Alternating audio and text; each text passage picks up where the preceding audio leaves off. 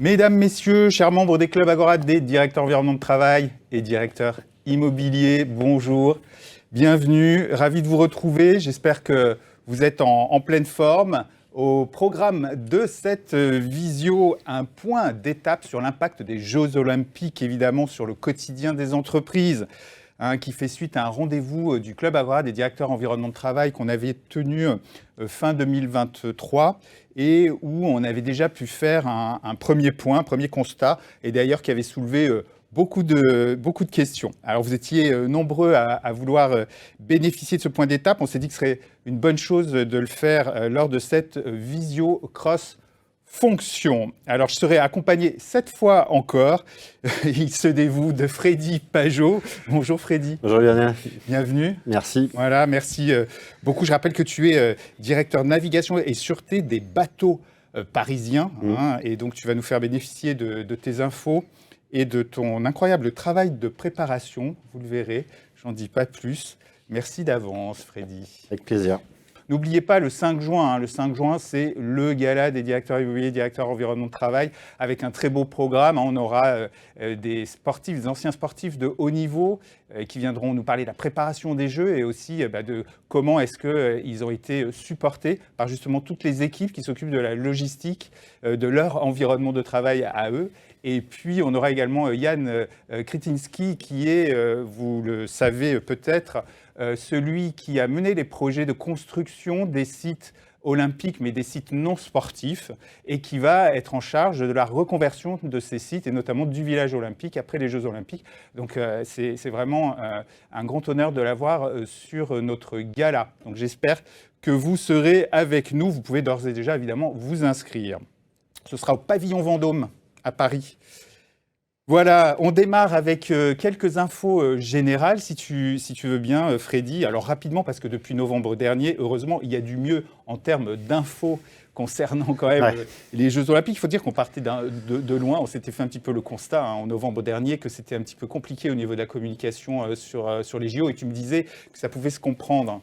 Oui, en fait, c'est vrai que c'était compliqué d'avoir des infos. C'est toujours le cas, parce que c'est quelque chose où, justement, sur les fuites, vous avez dû tous entendre dans l'actualité quelqu'un de la mairie de Paris qui avait perdu son ordinateur portable dans le train, où ça avait fait un peu un camouflé. Donc, ouais, voilà, c'est ça. Donc, en fait, c'est vrai qu'aujourd'hui, dans l'organisation, ils ont tout mis en silo. C'est des choses où, moi, pour la parade, je travaille avec une équipe sur la parade, et j'ai les parties logistique et back-office sur une autre partie. Et en fait, ils ne communiquent pas forcément entre eux. Donc, en fait, ça descend et c'est nous qui faisons la liaison. Donc, c'est vrai que c'est un peu touchy. Mais après, l'avantage maintenant, c'est que on est à 93 jours, si je ne dis pas de bêtises. J'ai le compteur sur le site, donc ça aide. Et en fait, voilà, ça arrive, donc ça se décante, les choses descendent plus facilement, parce que maintenant, il faut agir de façon à tout préparer, et que tout se passe bien le jour J, et qu'on puisse délivrer le show. Oui, parce que ce qu'il faut dire, c'est que, évidemment, toi, tu es un peu première loge, parce que les bateaux parisiens, vous avez un certain nombre de bateaux qui sont réquisitionnés, c'est ça, pour la parade? En fait, il y a bateau parisien, bateau bus de Paris sur lequel c'est mon périmètre. Et en fait, on a 22 bateaux qui sont pris justement pour la parade. Donc après, il y a eu une première version où ils ont pris toute la flotte, et après, ils ont réduit au fur et à mesure selon les délégations, selon des principes de sécurité et des équipements techniques. Et du coup, on a eu aussi beaucoup d'échanges avec le préfet d'Île-de-France.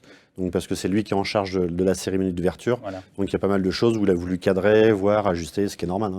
Oui. D'autant que ton activité, enfin l'activité des bateaux parisiens va être impactée en fait, tout au long des Jeux, parce qu'il y a quand même beaucoup d'épreuves qui se passent autour de la Seine. Donc, vous êtes doublement impacté. C'est ça, on est le cœur de Paris pendant 17 jours. Donc, oui, c'est ça. En fait, il faut voir déjà la cérémonie, donc il y a la préparation. Donc, une grande partie des quais de Seine seront fermés du 20 au 26 juillet. Ça rouvrira au grand public le 27 juillet à partir de 11h. Donc, c'est des choses où voilà, il y a un impact business, mais aussi toute l'organisation, l'accès de nos collaborateurs à nos locaux.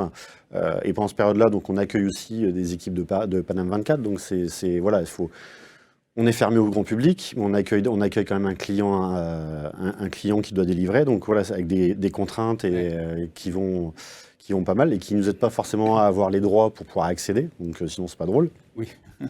Et ensuite, une fois que la cérémonie est ouverte, chaque jour, en fait, il y aura des dispos avec du zoning selon les événements sportifs. Donc il y a la course en ligne, donc il y a beaucoup de courses cyclistes, il y a le marathon, il y a la marche à pied, il y a le triathlon. Voilà, il y a beaucoup de choses qui impactent Paris interne et proche couronne, aussi bien sur l'ouest que sur l'est. Alors tu fonctionnes comment? Tu t'es fait un PCA, ce fameux plan de continuité d'activité, tu as fait un peu un audit. Alors on va voir que tu as construit un bel outil et tu vas le partager avec nous, donc ça c'est super. Mais comment tu as procédé d'abord?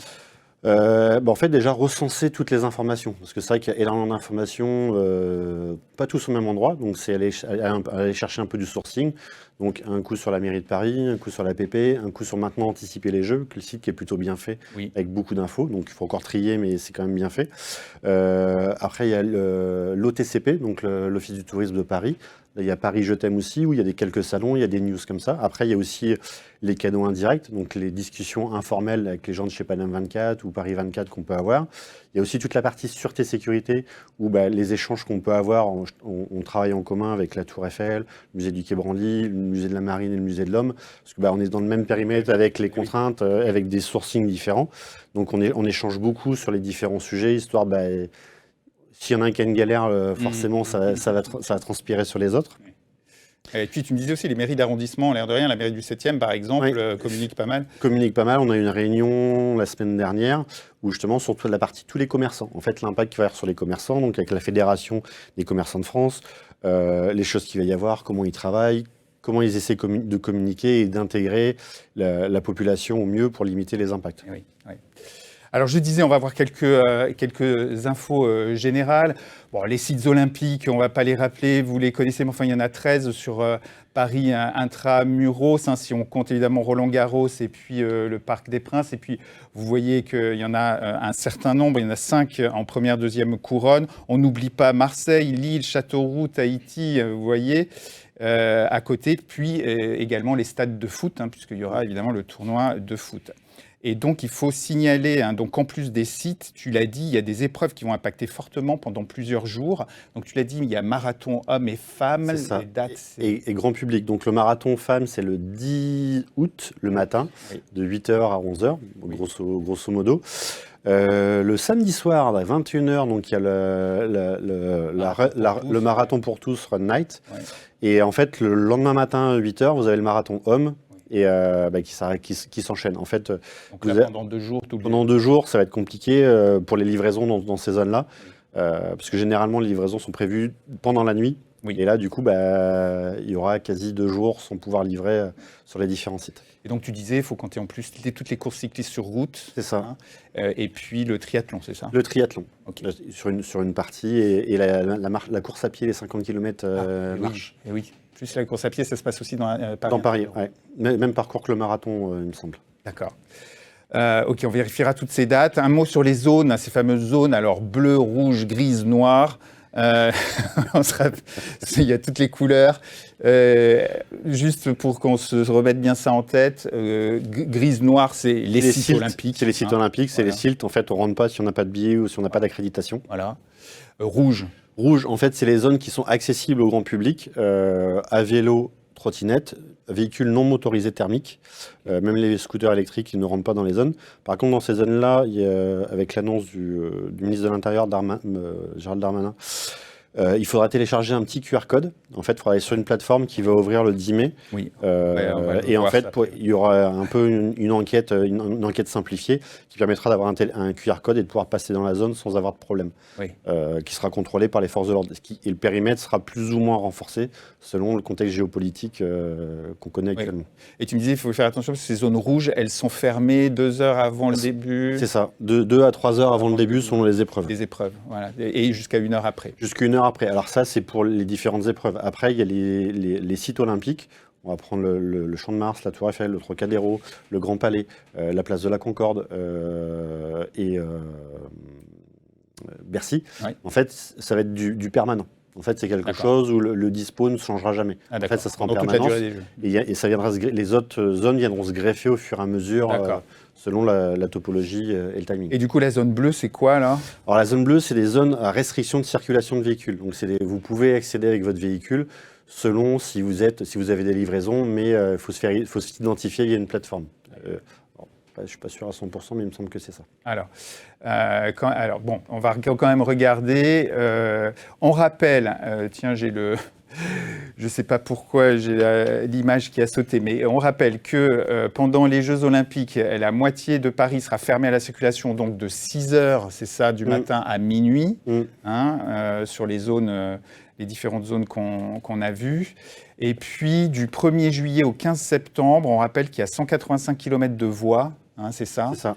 Dont des axes rapides sur l'A1 entre Paris, l'aéroport de Roissy, l'A13 dans l'Ouest parisien. Bon, ça ne changera pas grand-chose dans ce moment. L'actualité, oui, c'est clair. Qui seront réservés aux participants, athlètes, journalistes, officiels, secours, sécurité. Et il y a une voie du périphérique aussi qui est concernée sur les 3/4 de la rocade. Il n'y a que le sud-est, c'est ça qui n'est pas impacté. Qui n'est pas impacté. Et puis, circulation aussi restreinte sur plusieurs grandes artères de l'Ouest parisien où il y a des sites, c'est ce que tu viens de nous dire. Alors, il y a ce site aussi qui, depuis la dernière fois, est apparu, anticiperlesjeux.gouv.fr, juste pour vous rappeler quand même qu'il y a des stations de métro qui resteront fermées. Vous voyez les stations et les dates, Champs-Élysées, Clémenceau, Concorde, Tuileries. Voilà, sur les différentes lignes. Et puis, vous voyez aussi les dates sur lesquelles, quand même, elles vont être fermées, quand même, du 1er juillet au 21 septembre. C'est quand même énorme. Et puis, des stations aussi de tram. Vous voyez, porte d'Issy, porte de Versailles, notamment sur le T2, T3A, T3B, Colette-Besson. Voilà. Mais après, le site est quand même bien fait parce que vous pouvez choisir les dates et en fait des créneaux d'heure en heure. Ça vous permet de voir un peu l'évolution du flux et les potentielles stations qui vont être en surcharge de façon vos collaborateurs puissent venir au travail. Oui, quand même, il donne quand même pas mal d'infos. Je rappelle aussi que pour se préparer, il y a un certain nombre de dérogations au droit du travail qui sont autorisées. Et notamment, alors il n'y en a pas 150 en vérité, il y a beaucoup de communication parfois sur le web, j'entends des choses aussi. Pour le moment, de ce que j'en sais, il n'y a qu'une dérogation, c'est la suspension possible du repos hebdomadaire dans les commerces, le secteur audiovisuel et pour assurer évidemment les activités relatives à l'organisation des Jeux. Et du coup, il y a aussi associé la suspension de certains arrêtés préfectoraux qui étaient relatifs justement au repos hebdomadaire. Voilà. Et puis, il y a quand même aussi une autre exception, c'est le principe de calcul de la durée de travail maximale pour certains étrangers. Vous voyez que c'est essentiellement pour les activités de sûreté, privées de sécurité, puisqu'il y a quand même énormément de soucis pour recruter. C'est un gros sujet. On l'a suivi, voilà. Sinon, il y a des ouvertures dominicales qui sont autorisées pour les commerces dans 15 arrondissements de Paris pendant les Jeux. Bon, voilà. Ça, c'est pour le droit du travail. Alors, outre ce fameux site anticiperlesjeux.fr, il y a beaucoup de sites qui donnent des infos. Tu en as cité quelques-uns, Freddy, mairie de Paris, préfecture de police de Paris, réunion d'information donc des mairies d'arrondissement. Tu en as cité un certain nombre. Mais ça fait beaucoup d'infos éparpillées. Oui. Et donc, toi, tu as fait un gros boulot de compilation, parce qu'évidemment, vous allez être beaucoup impactés, les bateaux parisiens. Et du coup, tu t'es créé un outil récap. Alors, explique-nous un peu. Il est créé, je crois, sur Google Maps, tout simplement. Ouais. Alors, explique-nous comment tu as fait ça, puis on va le découvrir d'ailleurs en même temps. En fait, sur tous les sites de référencement, ce qui est sympa, c'est qu'ils nous prennent pendant la période des JO. Oui. Donc, par contre, il y a l'avant-JO, il y a toute la préparation. Donc, c'est les fermetures de route, à quel moment on a une route qui ferme, à quel moment on a un pont qui ferme. Aujourd'hui, la place de Varsovie, elle est restreinte en circulation pour les travaux de montage de l'espace Trocadéro. Oui. Donc en fait, en voyant un peu tout ça, Google Maps, ils sont forts. Donc il suffit d'un compte Google et en fait, on peut se créer sa propre cartographie.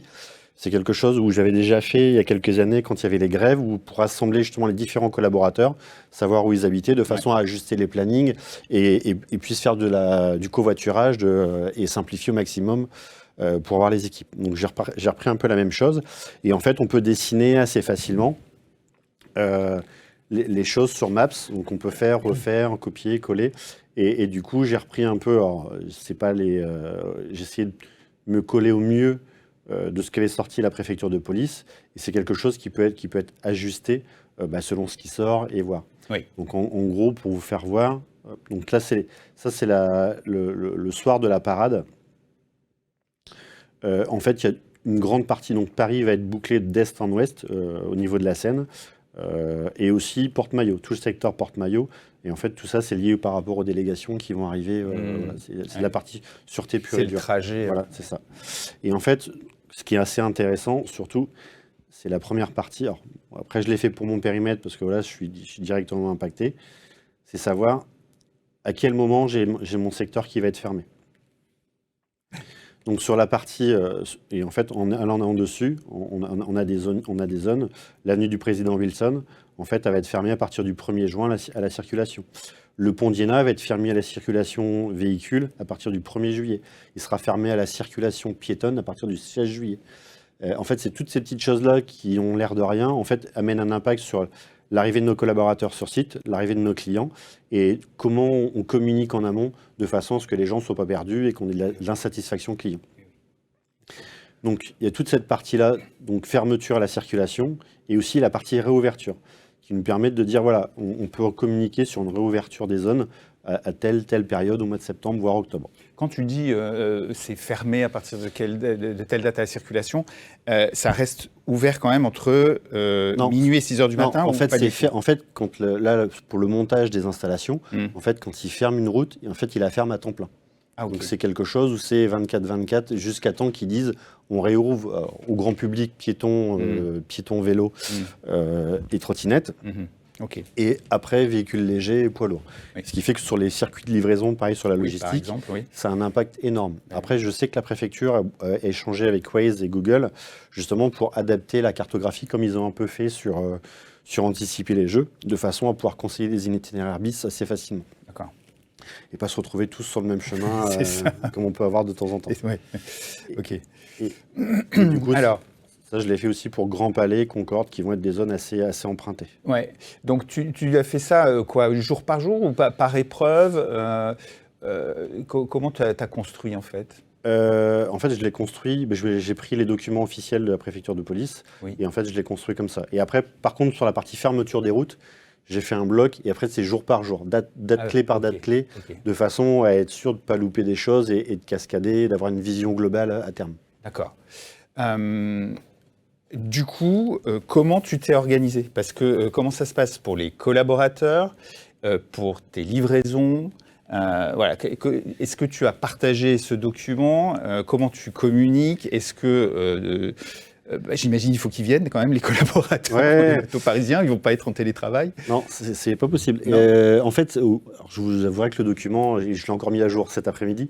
Okay. Donc c'est quelque chose qui vit selon les informations qu'on a. C'est quelque chose qu'on va communiquer aux collaborateurs. Aujourd'hui, moi je l'ai communiqué à nos commerciaux, marketing, direction, de façon à avoir un peu une image globale, une vision globale, pour pouvoir communiquer, après distiller ça lors des CSE, avec les IRP. Et pouvoir aussi faciliter, parce que c'est vrai qu'il y a des questionnements dans toutes les entreprises, c'est que qu'est-ce qu'on va faire, comment on va accéder, comment on va arriver, et comment on va repartir aussi. Est-ce qu'il nous faut des accréditations pour entrer dans les zones rouges? Donc c'est aussi sensibiliser un peu tout ça, redire les choses, comme tu disais, il y a beaucoup de choses qui fuitent sur Internet où il y a à boire et à manger, donc ça c'est remettre les choses plutôt claires, le diffuser. Après l'idée aussi c'est de le donner accessible, que les gens puissent un peu jouer avec, et que ce soit transparent pour tout le monde et que chacun soit rassuré et serein. Ok. Alors, on va regarder, par exemple, c'est ce genre de tableau que vous voyez. Ils ne sont pas toujours à jour, d'ailleurs, mais bon, celui-ci, c'est sur le site de Supervan que je l'ai trouvé. Bon, alors, il a un avantage, c'est qu'il essaie de simplifier un petit peu, justement, les autorisations, qui a accès, qui n'a pas accès, selon les zones, etc. Alors, évidemment, les zones grises, vous avez compris que c'était les sites Donc là, personne n'a accès à part les piétons après filtrage. Évidemment, il faut avoir les billets. Et puis après, ça jongle entre zone bleue et zone rouge. Alors, en vérité, il faut aller sur le site de la mairie de Paris, où là, vous trouvez ici un petit peu plus d'informations et plus précises en fonction des zones, donc périmètre bleu, périmètre rouge. Et ce qui est bien, c'est qu'en face, ils mettent à jour aussi les justificatifs. Bah oui, parce que c'est important qu'il faudra avoir. Donc je suis allé repérer, alors il y a par exemple une section sur les véhicules des acteurs de la logistique, pour les livraisons. Périmètre bleu, ce sera possible, en rouge selon des créneaux autorisés avec un pass numérique, mais vous voyez à droite qu'il faut quand même un certain nombre de justificatifs, l'attestation de l'employeur, un certificat d'immatriculation, le titre d'identité, le justificatif de livraison, etc. C'est pareil pour les déménagements. Là, il faudra aussi justifier du caractère impératif du déménagement. Donc, grosso modo, il vaut mieux les éviter dans cette période. Vous avez aussi les véhicules des visiteurs de lieux recevant du public, parce qu'on a quand même, vous êtes un certain nombre à être concernés, que vous soyez musée, école, etc. Donc les véhicules des visiteurs, eh bien, ils peuvent en périmètre bleu, mais pas en périmètre rouge, sauf pour les PMR avec un pass numérique.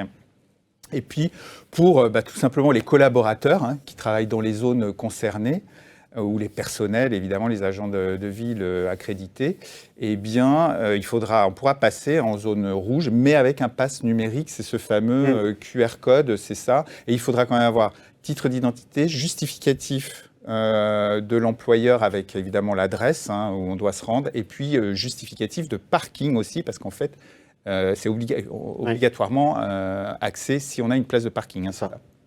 Okay.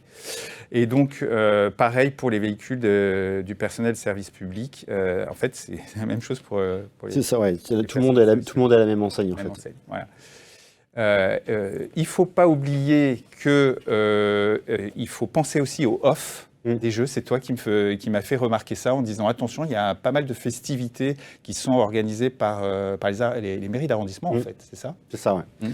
Et c'est vrai que c'est quelque chose qui est pas, qu'il faut vraiment aller creuser pour les trouver, pour s'assurer que on prévoit quelque chose. Je sais qu'à Jardin des Plantes, il doit y avoir un terrain de basket.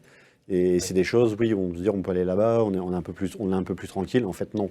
C'est vrai que c'est quelque chose, vraiment faire attention. Oui, on va les voir, à l'écran. Donc voilà, tous les sites de festivités aujourd'hui qui sont prévus pour le moment. En plus des sites de compétition, vous voyez, il y a aussi un site de festivité pour Paris 2024 au Trocadéro, c'est le Champions Park. Voilà, et puis plusieurs sites, un site de festivité du comité olympique et sportif français au Parc de la Villette, c'est le Club France. Bon, voilà. Mais c'est surtout dans les mairies, vous voyez, il y a un certain nombre quand même de lieux où il va y avoir un certain nombre de festivités qui peuvent, je ne sais pas, mais... amener de la foule. Ouais. Le Champions Park à Trocadéro, il pourra accueillir jusqu'à 13 000 personnes. Oui, quand même. Donc c'est quelque chose où la mairie voulait faire des concerts, sauf que la préfecture ne voulait pas. Bon, voilà, après, il y a l'enjeu de sécurité et évacuation du public aussi. Bien sûr. Mais il y a des gros volumes de gens. Oui. Donc tu le disais, il y aura donc à partir du 10 mai, c'est ça, un site qui va ouvrir où on pourra aller demander donc des QR codes, c'est ça, qui nous permettront de pouvoir circuler dans les zones rouges à pied.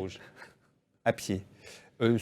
Ou véhicule, mais avec tous les tout ce qui va bien. Justificatifs, c'est ça. Mais après, c'est des choses où si vous devez croiser l'intersection, c'est là où sur la partie cartographie marathon, c'est si vous devez couper en plein milieu, clairement, même si vous avez tout ce qui va bien sur la partie zone rouge, vous ne pourrez pas passer parce que du coup, un véhicule ne coupe pas la ligne de course. Quoi. Évidemment. Donc c'est ces choses-là aussi, après, bien anticiper et bien voir. Ok. Alors, faut-il fermer ces sites ou pas ? On rappelle quelques règles qui s'appliquent. Alors, si rien on va le voir à l'écran, si rien de spécifique n'est prévu pour les Jeux Olympiques, on rappelle qu'en matière de congés payés, c'est l'employeur qui fixe les congés payés en fonction des contraintes de son activité. Et que le salarié doit obtenir l'accord de son employeur pour déterminer ses dates de congé. Donc, l'employeur peut décider de fermer l'entreprise tant qu'il respecte les règles de consultation, évidemment, des instances représentatives du personnel, et l'information individuelle aussi des salariés, c'est à double niveau, c'est à la fois les IRP et l'information individuelle, au plus tard 2 mois avant la date imposée pour les congés payés. Donc on commence à entrer dans la période critique. On est il nous reste là le mois en cours pour justement faire le nécessaire pour être bien. Ouais. Voilà. Et puis, est-ce que l'entreprise, parce que c'était une question aussi, peut fermer qu'une partie de ses services, donc notamment en recourant par exemple à l'activité partielle? Oui, bien sûr. Ou alors, elle peut imposer des congés payés qu'à certains services. Par contre, voilà, on recommande de faire attention, de les définir de manière objective, parce que question d'équité entre, évidemment, les salariés qui sont placés dans une même situation. Concernant le télétravail, l'employeur peut l'imposer en cas de circonstances exceptionnelles, mais pour l'heure, il me semble que les Jeux Olympiques ne font pas partie de ces circonstances exceptionnelles. Non. Tu me confirmes. Et donc, le télétravail reste volontaire. Volontaire. Et il faut avoir un accord de télétravail dans l'entreprise. Ouais. Pour vraiment appuyer le sujet. Voilà. Qu'est-ce que vous avez prévu, vous, alors, du coup, Freddy ? Moi, j'ai tous les cas de figure, donc c'est plutôt pas mal. Alors dis-moi. Donc, en fait, sur une partie de l'activité, pas de vacances. Ouais. Donc, sur la partie, tout ce qui est équipage, capitaine, donc eux, ils ne prennent pas de vacances pour la cérémonie. Après, on pourra sans problème. Tout ce qui est partie restauration, parce que du coup, on a des bateaux restaurants, eux vont être fermés sur une partie. On a une petite zone à quai qui, elle, sera ouverte parce qu'elle fera le catering pour les équipes logistiques de Paname 24. Ouais. Et tout ce qui est support, donc fonction support, administratif, eux seront en télétravail ou sur un site déporté à proximité de chez eux s'ils ne veulent pas faire de télétravail. D'accord. Donc c'est les différentes options qu'on a. Alors après, on va dire, ils prennent tous le télétravail, c'est plus pratique. Oui. Ils préfèrent. Mais après, voilà, c'est quelque chose où on a vu les différentes solutions selon les différentes situations. En fait, on est parti du PCA, du plan de continuité d'activité. Et en fait, on a fait différentes hypothèses. Parce que la préfecture nous a demandé les différentes crises, donc ça peut être météorologique, ça peut être aussi terrorisme, aussi mouvement social. Donc toutes ces petites choses-là, on a regardé tous nos accords d'entreprise qu'on avait. Donc on a aussi la mobilité douce. Donc c'est des accords qui ont été mis en place il y a 2 ans. Donc c'est quelque chose qui est mis en valeur. Donc les collaborateurs savent que s'ils viennent en trottinette ou en vélo, ils peuvent être indemnisés. Donc c'est des choses comme ça qui nous facilitent la vie. Et on s'est dit selon la crise qu'il peut y avoir, qui peut surgir, en fait on a préparé un peu comme un jeu de cartes. On a préparé et derrière, selon ce qui va sortir, on va sortir la carte qui va bien et adapter les mesures en conséquence. Ah oui, d'accord. Donc vous avez prévu plusieurs options quand même. Oui, mais il faut. Oui. Anticiper les jeux. Tu recommandes. En fait, il faut faire le travail, il faut faire l'exercice de façon à ce que si ça survient, parce qu'il y aura forcément quelque chose qui va se passer, soit des collaborateurs qui vont être coincés à un endroit où le bateau ne pourra pas sortir. Donc, c'est des choses où il faut anticiper, avoir des backups, des solutions de secours et avoir aussi des bons contacts qui vont bien pour dire OK, sur un contrôle de police, nous, tous les ans, on travaille sur le 14 juillet. Tous les ans, c'est compliqué parce qu'on est en zone sur les artifices. Et du coup, c'est avoir le contact qui va bien pour échanger le pourquoi du comment et trouver une solution de façon à délivrer la prestation. Les contacts, tu recommandes de les avoir où, à quel niveau ? Après, c'est le réseau. C'est le réseau. Nous, moi, sur l'arrondissement du 7e, comme je disais tout à l'heure, c'est la Tour Eiffel, c'est les acteurs principaux aux alentours, ainsi que le commissariat du secteur, la police municipale, la mairie, aussi un contact de la mairie qui peut aussi aider. Donc c'est vrai que il faut vraiment faire un maillage de façon à avoir les bons interlocuteurs qui peuvent vous aider dans une situation un peu compliquée. Très bien. Merci Freddy pour toutes ces infos partagées avec tes collègues des clubs Agora Immobilier Environnement de Travail. Et bravo pour le travail réalisé sur ton outil.